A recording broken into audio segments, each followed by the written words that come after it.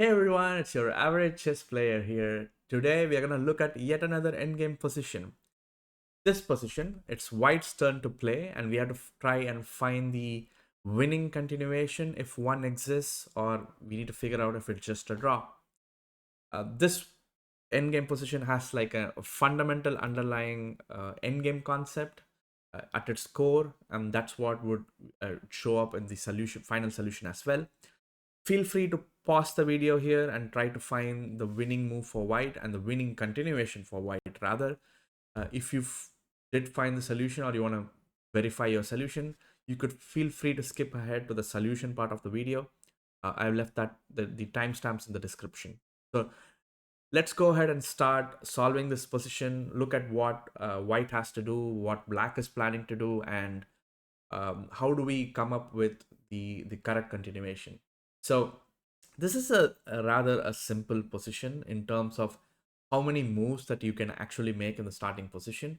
So uh, if you could just brute force this if you want and still find the correct continuation, but in if you're like short on time, you ideally don't want to do that. So what is the plan for white?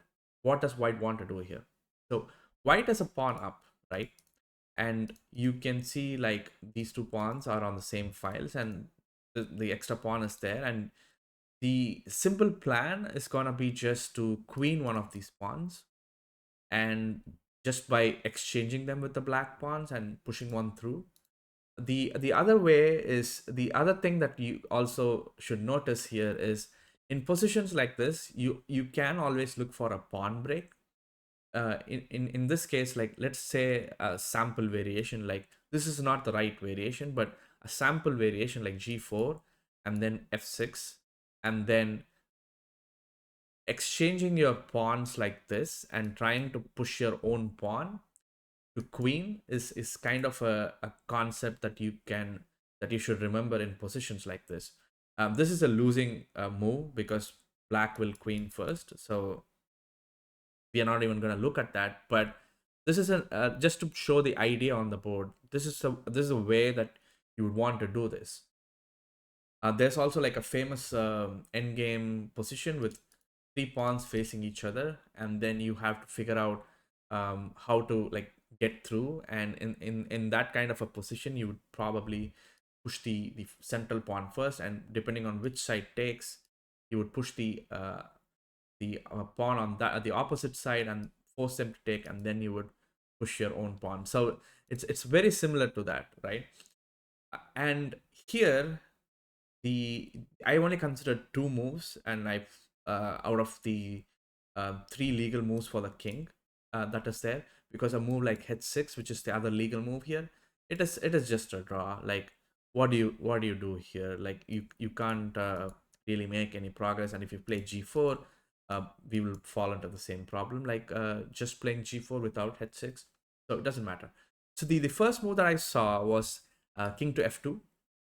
And the reason I wanted to see was like, if I did want to play g4, how do I enable that? And like just playing king f2, king h2, king f3, king h3, I realized that I can't play g4 here. But in this position, if it is not my turn to play, like right now it's white's turn to play, and I have to play like king f2, or if I want to like play h6. But again, all of that we saw was like, it's like a draw. It's going to be the same position.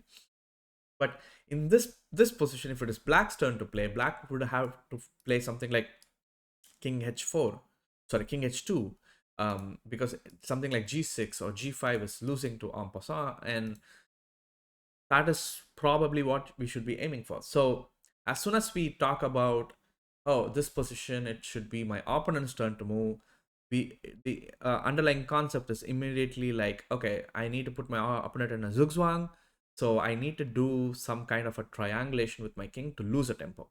That is the immediate concept that you have to think of. What are the ways for me to lose a tempo here? So once I saw king f2 and this position, and I realized I need to drop a tempo, my next that like that leaves me with king e2 or king e1. So one of these two moves is going to help me lose a tempo. uh, when I get to f3, I want my on the black king on h3. So that is ideal, right? You have to be on the exact squares that we need to. But here king e2 is the first move that I considered because I didn't know whether king e1 is winning. So I'll start with king e2.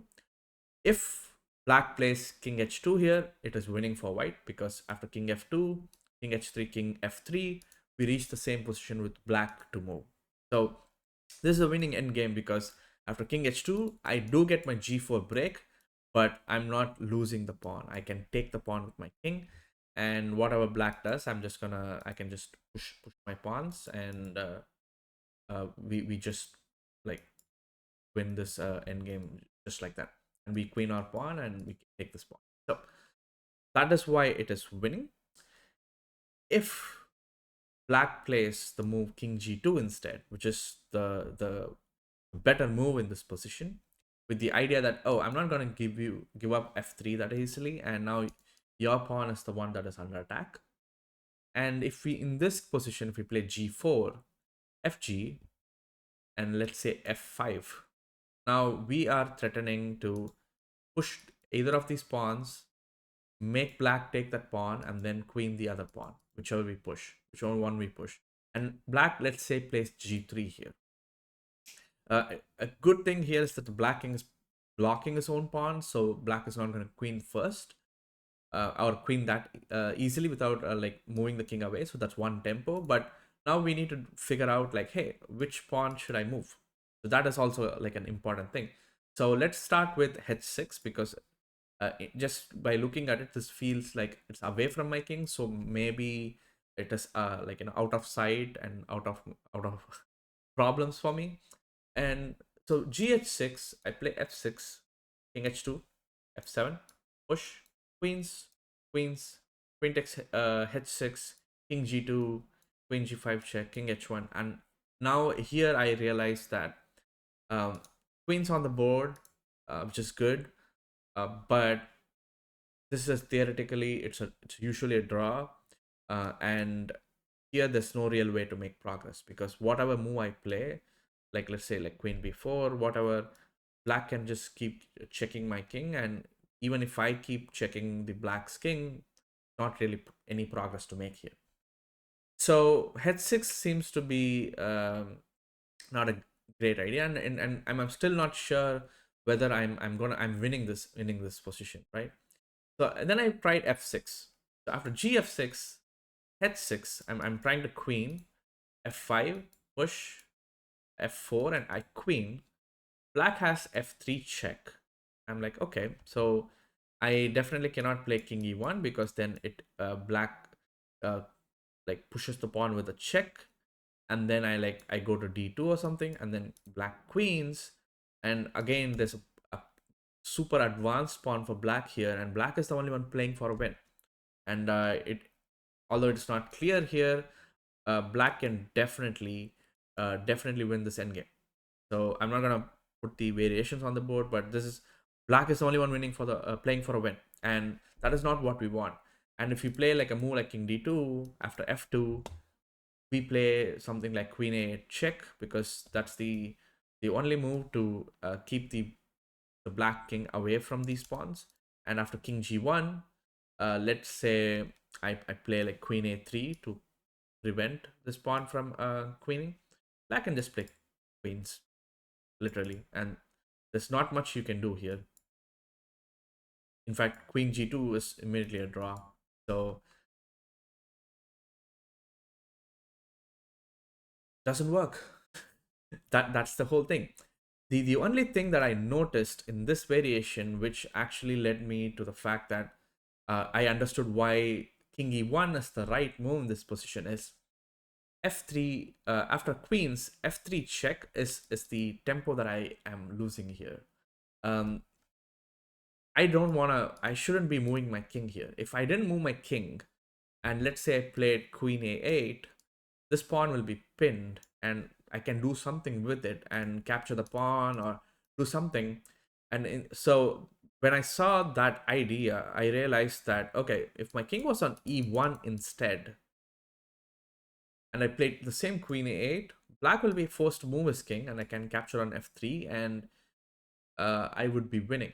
So that is how I came to the conclusion that king e1 is the winning move. Because if we play king h2, we run into the our best case scenario.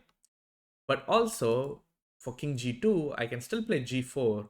After you take f5, I can simply play, after g3, I can simply play f6 now. And you can play, even if you play king h2, I take here, you push, I queen, you queen with a check, take, and I push the pawn. And if you don't do that and you take the pawn here, h6, f5, h7, f4, queens, f3, not a check, and I play queen 8. You're forced to give up this pawn because all the squares are taken away, and you cannot move the pawn because of the pin. So king h2 is forced, and then I take this pawn. You can play g2, and I just play queen f2. And whatever you play, I can just give a check, king g1, and then I can just play king d. Reason for king d1 is black has no moves, cannot go anywhere. King f1 is forced, and a pretty little checkmate on e1 with the queen. And that is the solution. That is the end game that we are going for. Simple position with underlying concept of wasting a tempo and then putting black in a zugzwang eventually and winning. So if you skip to this part of the video, to the solution part, this is the solution. King e1 is the only winning move for white in this position. And after something like king h2, king f2, king h3, king f3, we reach an winning position. After king h2, we can play g4 and break open with the pawns and queen all of them. And the best defense for black in this position is to play king g2. But even after that, g4, fg, f5, g3, white has to play the winning move f6, not h6. And after that, takes h6, f5, h7, f4, queens, f3. And if we had played our king to e2 here, this would have been a check, and black would have gained a tempo. But we put our king on e1 instead, and we can play queen a8, pinning this pawn against the black king. And the pawn cannot move. These two squares are taken away. Black king has to step out from the protection of this pawn, and you can just take this pawn, and then from here it's a winning endgame for white. After these moves, black has no other move option to play to king f1 and queen e1, checkmate. I hope you guys like this video. Leave a like on the video if you liked it. Subscribe to this channel if you want. If you like watching content like this, catch you guys in the next